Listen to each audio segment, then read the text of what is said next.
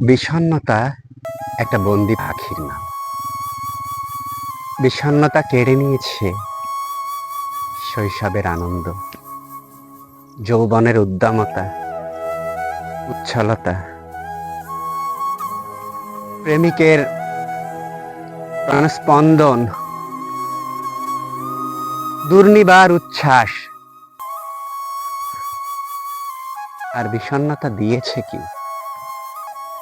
মেঘশূন্য বৃষ্টির মতো শূন্যতা, একাকিত্বের বড় নিদারুণ কষ্ট।